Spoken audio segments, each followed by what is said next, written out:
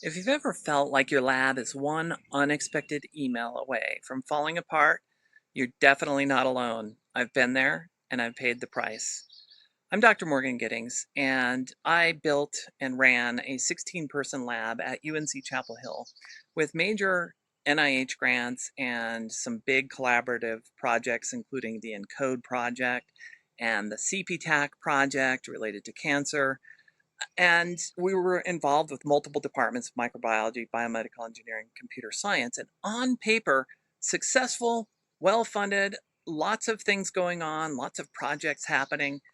But there was a reality behind it, which was a daily challenge to keep everyone coordinated, to keep everybody going. The real not talked about problem as my lab grew is that it became harder and harder to keep everyone moving in the same direction. My mistake really was wanting to avoid micromanagement. So I went in the opposite direction. I went to this very hands off place. I trusted that if I just hired really smart people to work on projects, that they would figure it out, that they didn't need any guidance or specific direction. So I really held back from putting that structure in place.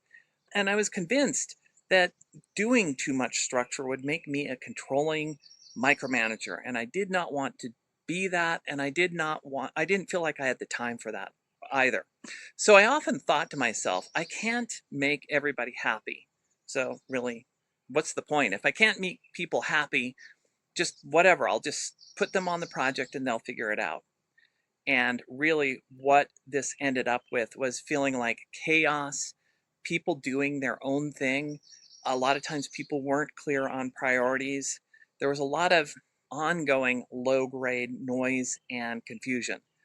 But I told myself, it's fine. Chaos is just part of research. This is how it goes.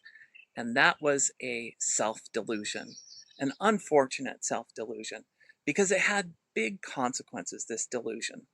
One of the examples is we were contracted to build this complex informatics system that tied together different cores at UNC. And I put my smartest people on it, some bioinformaticians. And I just sort of let it run without structure because I thought they're smart people. They'll mostly figure it out. So we had occasional meetings, but that was about it. And after almost 2 years with several false starts and not making enough clear progress, one day I got the dreaded email.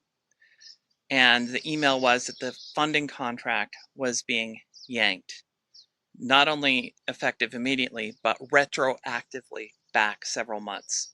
So the way it was pulled was brutal. This retroactive thing, I had some big disagreements with UNC over this. And I don't think that was appropriate how they did that. But at the same time, when I look back, the real underlying reason is that I didn't have good systems. There was a big cost to this. There was a cost of lost funding, big arguments, and eventually leaving my tenure job in anger and frustration over the way it was handled. And I've complained about how UNC handled it, but I've never fully admitted my own role in this thing.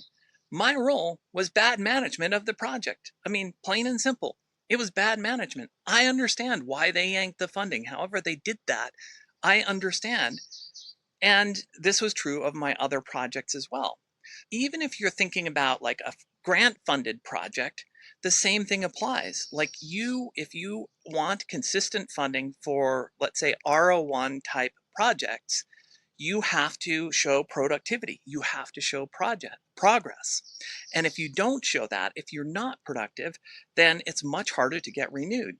And this kind of bad management that I'm talking about here also leads to less productivity on things like grant projects. And I was terrified that going back and trying to get my grants renewed, that we wouldn't have shown enough progress.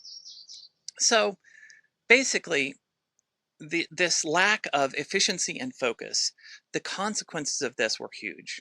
And even if your cost won't be as big as the cost to me, which ultimately led me to leave UNC in anger, make no mistake, this lack of systems always carries a cost.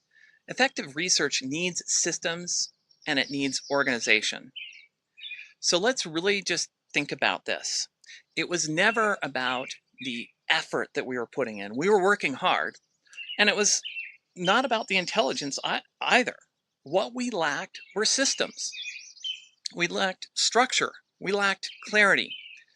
And neither micromanagement or the pure hands off, hope for the best approach work. There was a better, saner way. I just didn't know it at that time. And this is especially important in today's world. In uncertain times with shrinking budgets, things being yanked randomly at different times, and more pressure than ever, shifting priorities, this kind of mistake is even more expensive than it was when I left. So clarity and simple systems are real lifelines when everything outside is unstable, when everything outside is chaotic.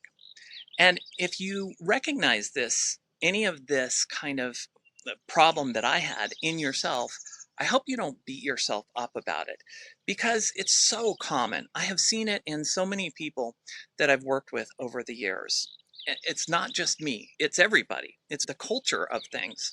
And I'd wished I'd known sooner that there was another way, that systems really matter. I wish I'd known sooner that there's another way, that systems really matter. Academic research isn't a business and shouldn't be run exactly like a business. But listen, the best businesses obsess over systems, and maybe we should think about that too. Take the best from businesses and use them in academia. Structure isn't the enemy. When done right, it's what lets smart people do their best work without the chaos. So I'd love to hear from you. What's your experience with this? Do you have experienced some of that chaos in your lab, in your leadership? Let's have a conversation about it.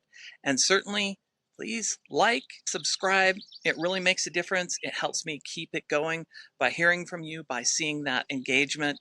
It's awesome. So please go ahead and do that, and I'll talk to you soon. And I look forward to your comments.